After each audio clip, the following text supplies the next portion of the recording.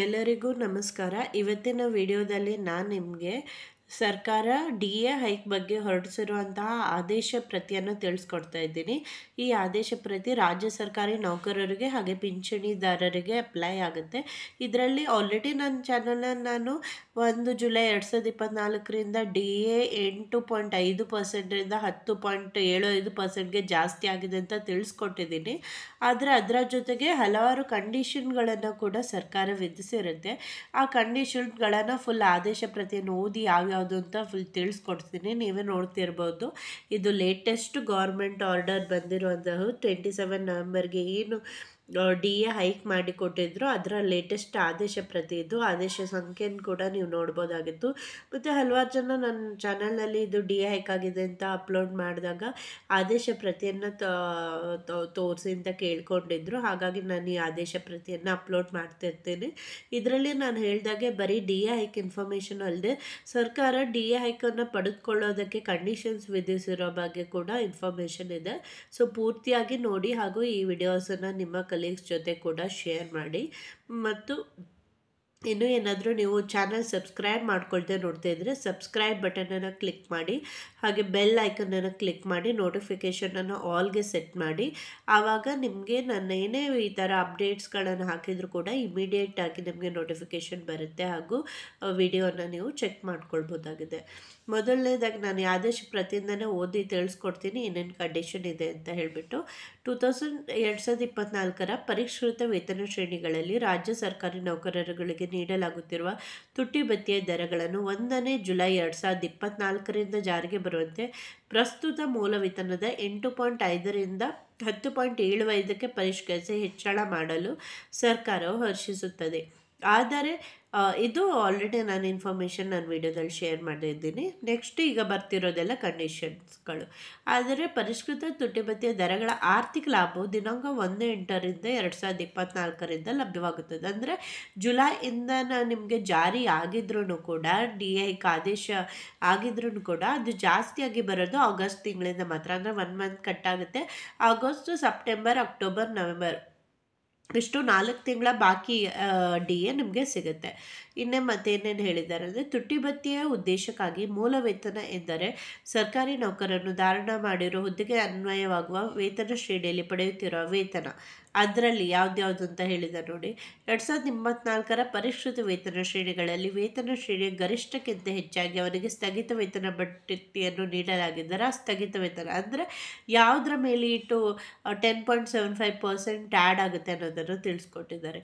2024ರ ಕರ್ನಾಟಕ ನಾಗರಿಕ ಸೇವಾ ನಿಯಮವನ್ನು ಓದಿಕೊಂಡು 7ನೇ ನಿಯಮದ ಉಪನಿಯಮದ ಮೇರೆಗೆ ಅವನಿಗೆ ನೀಡಲಾಗುತ್ತೋ ವೈಯಕ್ತಿಕ ವೇತನ ಯಾವುದಾದ್ರೂ ಇದ್ದರೆ ಸೊ ಇದೆಲ್ಲ ಕನ್ಸಿಡರ್ ಮಾಡಬೇಕು ಅಂತ ತಿಳಿಸ್ಕೊಟ್ಟಿದ್ದಾರೆ. ವೇತನ ಶ್ರೇಣಿಯ ಗರಿಷ್ಠಕ್ಕಿಂತ ಹೆಚ್ಚಾಗಿ ಅವನಿಗೆ ಮಂಜೂರು ಮಾಡಲಾಗಿರುವ ಹೆಚ್ಚುವರಿ ವೇತನ ಬಡ್ತಿ ಯಾವುದಾದ್ರೂ ಇದ್ದರೆ ಇದಿಷ್ಟನ್ನು ಕನ್ಸಿಡರ್ ಮಾಡಬೇಕು ಅಂತ. ನೆಕ್ಸ್ಟು ಏನು ಹೇಳಿದ್ದಾರೆ ಅಂದರೆ ತುಟ್ಟಿ ಭತ್ಯೆಯ ಮಂಜೂರಾತಿ ಉದ್ದೇಶಕ್ಕಾಗಿ ಮೂಲ ವೇತನಕ್ಕೆ ಮೇಲೆ ಸೂಚಿಸಿರುವಂತೆ ಹೊರತುಪಡಿಸಿ ಇತರ ಯಾವುದೇ ಉಪಲಬ್ಧಗಳನ್ನು ಸೇರಿಸತಕ್ಕದ್ದಲ್ಲ. ಸೊ ಇದು ಮೂರನ್ನು ಮಾತ್ರ ಕನ್ಸಿಡರ್ ಮಾಡಬೇಕು ತುಟ್ಟಿ ಭತ್ಯೆ ಅಪ್ಲೈ ಮಾಡುವಾಗ ಅಂತ ತಿಳಿಸ್ಕೊಟ್ಟಿದ್ದಾರೆ. ನೆಕ್ಸ್ಟು ರಾಜ್ಯ ಸರ್ಕಾರದ ನಿವೃತ್ತಿ ವೇತನದಾರರು ಕುಟುಂಬ ನಿವೃತ್ತಿ ವೇತನದಾರರಿಗೆ ಮತ್ತು ರಾಜ್ಯದ ಸಂಚಿತ ನಿಧಿಯಿಂದ ನಿವೃತ್ತಿ ವೇತನ ಮತ್ತು ಕುಟುಂಬ ನಿವೃತ್ತಿ ವೇತನವನ್ನು ಪಡೆಯುತ್ತಿರುವಂತಹ ಅನುದಾನಿತ ಶಿಕ್ಷಣ ಸಂಸ್ಥೆಗಳ ನಿವೃತ್ತಿ ವೇತನದಾರರು ಮತ್ತು ಕುಟುಂಬ ನಿವೃತ್ತಿ ವೇತನದಾರರಿಗೂ ಸಹ 1ನೇ ಜುಲೈ 2024ರಿಂದ ಜಾರಿಗೆ ಬರುವಂತೆ ಹಾಲಿ ಲಭ್ಯ ಇರುವ ತುಟ್ಟಿ ಭತ್ಯೆಯ ದರಗಳನ್ನು ಮೂಲ ನಿವೃತ್ತಿ ವೇತನ ಅಥವಾ ಕುಟುಂಬ ನಿವೃತ್ತಿ ವೇತನದ ಪ್ರಸಕ್ತ 8.5% ಶೇಕಡಾದಿಂದ 10.75% ಹೆಚ್ಚಿಸಿ ಮಂಜೂರು ಮಾಡಲು ಸಹ ಸರ್ಕಾರವು ಹರ್ಷಿಸುತ್ತದೆ.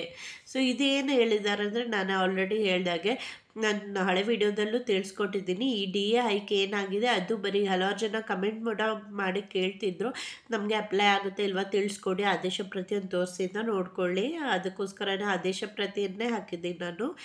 ಆದೇಶ ಪ್ರತಿಯಲ್ಲಿ ಏನು ಹೇಳಿದ್ದಾರೆ ಅಂದರೆ ಸರ್ಕಾರದ ನಿವೃತ್ತ ವೇತನದಾರರು ಮತ್ತು ಕುಟುಂಬ ನಿವೃತ್ತಿ ವೇತನದಾರರಿಗೂ ಕೂಡ 1ನೇ ಜುಲೈಯಿಂದ ಅನ್ವಯಿಸುವಂತೆ ಈ ಡಿ.ಎ ಹೈಕ್ 8.5ಇಂದ 10.75 ಹೆಚ್ಚಳ ಆಗಿದೆಯೇನೋ ಅದು ಅನ್ವಯ ಆಗುತ್ತೆ. ಪರಿಷ್ಕೃತ ತುಟ್ಟಿ ಭತ್ಯೆಯ ದರಗಳ ಆರ್ಥಿಕ ಲಾಭವು 1/8/2024ರಿಂದ ಲಭ್ಯವಾಗುತ್ತದೆ. ಅಂದರೆ 1/8/2024 ಹೇಗೆ ನೌಕರರಿಗೆ ಆಗಸ್ಟಿಂದ ಜಾರಿಯಾಗಲಿದೆಯೋ ಅದೇ ಥರ ಆದೇಶ ಜುಲೈಯಿಂದ ಆದ್ರೂ ಅದು ಸ್ಯಾಲ್ರಿನಲ್ಲಿ ಬರೋದು ಆಗಸ್ಟಿಂದ ಸಿಗುತ್ತೆ ಅಂತ ಹೇಳಿದ್ದಾರೆ. ಅಂದರೆ ಇವಾಗ ಆಲ್ರೆಡಿ ನವೆಂಬರ್ ಆಗಿದೆ ಅಲ್ವಾ, ಸೊ ಆಗಸ್ಟಿಂದ ಬಾಕಿ ಇರೋದು 4 ತಿಂಗಳದ್ದು ಏನು ಬಾಕಿ ಇದೆ ಅದನ್ನು ಕೊಡ್ತಾರೆ ನವೆಂಬರ್ ಸ್ಯಾಲ್ರಿನಲ್ಲಿ.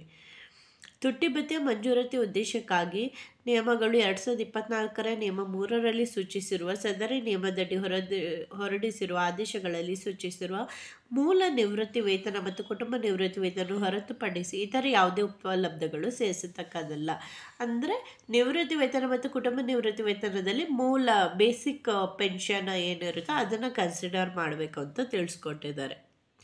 ಇನ್ನು UGC, AICTE, ICAR ವೇತನ ಶ್ರೇಣಿಗಳ ನಿವೃತ್ತ ನೌಕರರುಗಳಿಗೂ ಸಹ ಇದು ಅನ್ವಯಿಸ್ತದೆ. ಈ ಎಲ್ಲರೂ ಪೆನ್ಷನ್ ತಗೊಳ್ಳೋರು, ಇದರ ಅಂಡರ್ ಪೆನ್ಷನ್ ತಗೊಳ್ಳೋರಿಗೆ ಕೂಡ ಇದು ಅನ್ವಯಿಸ್ತದೆ ಅಂತ ಕೊಟ್ಟಿದ್ದಾರೆ. ಮತ್ತು ಸರ್ಕಾರದ ಜಿಲ್ಲಾ ಪಂಚಾಯತ್ಗಳ ಪೂರ್ಣಾವಧಿ ನೌಕರರಿಗೆ, ಕಾಲಿಕ ವೇತನ ಶ್ರೇಣಿಗಳಲ್ಲಿರುವ ಪೂರ್ಣಾವಧಿ ವರ್ಕ್ ಚಾರ್ಜ್ ನೌಕರರಿಗೆ ಹಾಗೂ ಸರ್ಕಾರದಿಂದ ಸಹಾಯಧನ ಪಡೆಯುತ್ತಿರುವ ಶಿಕ್ಷಣ ಸಂಸ್ಥೆಗಳಲ್ಲಿ ಮತ್ತು ವಿಶ್ವವಿದ್ಯಾಲಯಗಳಲ್ಲಿ ಕಾಲಿಕ ವೇತನ ಶ್ರೇಣಿಗಳಲ್ಲಿರುವ ಪೂರ್ಣಾವಧಿ ನೌಕರರಿಗೂ ಇದು ಅನ್ವಯಿಸ್ತದೆ. ಅಂದರೆ ಅನುದಾನಿತ ಶಿಕ್ಷಣ ಸಂಸ್ಥೆಗಳಲ್ಲಿ ಯಾರ್ಯಾರು ವರ್ಕ್ ಮಾಡ್ತಿರ್ತಾರೋ ಅವರಿಗೂ ಕೂಡ ಇದು ಅನ್ವಯಿಸ್ತದೆ ಅಂತ ತಿಳಿಸ್ಕೊಟ್ಟಿದ್ದಾರೆ. ನೆಕ್ಸ್ಟು, ಈ ಆದೇಶದ ಮೇರೆಗೆ ಲಭ್ಯವಿರೋ ತುಟ್ಟಿ ಭತ್ಯೆಯನ್ನು ನಗದಾಗಿ ಪಾವತಿ ಮಾಡಬೇಕು ಅಂತ. ಸೊ ಏನು ಎಕ್ಸ್ಟ್ರಾ ಇರುತ್ತೋ ಅದು ಕ್ಯಾಶ್ ಆಗಿ ಕೊಡ್ತಾರೆ ಅಂತ. ತುಟ್ಟಿ ಭತ್ಯೆ ಕಾರಣದಿಂದ ಸಂದಾಯ ಮಾಡಬೇಕಾಗಿರುವ 50 ಪೈಸೆ ಮತ್ತು ಅದಕ್ಕಿಂತ ಹೆಚ್ಚಿನ ಭಿನ್ನಾಂಕಗಳನ್ನು ಮುಂದಿನ ರೂಪಾಯಿಗೆ ಪೂರ್ಣಗೊಳಿಸತಕ್ಕದ್ದು ಅಂತ. ಅಂದರೆ ಡೆಸಿಮಲ್ ಏನಾದರೂ ಬಂದರೆ ನೆಕ್ಸ್ಟ್ ರೂಪಾಯಿಗೆ ಕನ್ವರ್ಟ್ ಮಾಡಬೇಕು ಅಂತ ತಿಳಿಸ್ಕೊಟ್ಟಿದ್ದಾರೆ. ಈ ಆದೇಶಗಳನ್ವಯ ಪಾವತಿ ಮಾಡಬೇಕಾಗಿರುವ ತುಟ್ಟಿ ಭತ್ಯೆ ಬಾಕಿ ಮೊತ್ತವನ್ನು 2024 ಡಿಸೆಂಬರ್ ಮಾಹೆಯ ವೇತನ ಬಟವಾಡೆಗೂ ಮೊದಲು ಪಾವತಿ ಮಾಡತಕ್ಕದ್ದಲ್ಲ. ಅಂದರೆ ಏನು ಹೇಳಿದ್ದಾರೆ ಅಂದರೆ ಡಿಸೆಂಬರ್ಗಿಂತ ಮೊದಲು ಸಿಗೋದಿಲ್ಲ.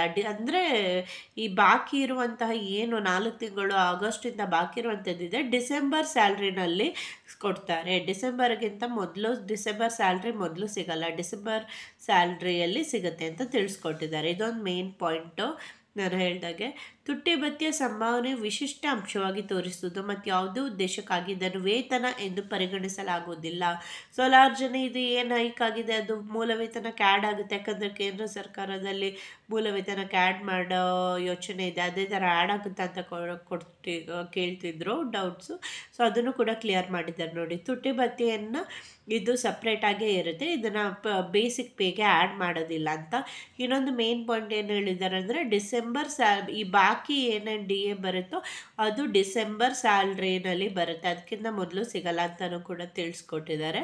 ಮತ್ತು ಯಾರ್ಯಾರಿಗೆ ಅಪ್ಲೈ ಆಗುತ್ತೆ ಅಂತಲೂ ಜುಲೈಯಿಂದಲ್ಲ ಆಗಸ್ಟಿಂದ ಅಪ್ಲೈ ಆಗುತ್ತೆ ಅಂತಲೂ ಕೂಡ ತಿಳಿಸ್ಕೊಟ್ಟಿದ್ದಾರೆ. ಸೊ ಈ ಆದೇಶ ಪ್ರತಿಯನ್ನು ನೋಡಿದ್ದಕ್ಕಾಗಿ ಧನ್ಯವಾದಗಳು.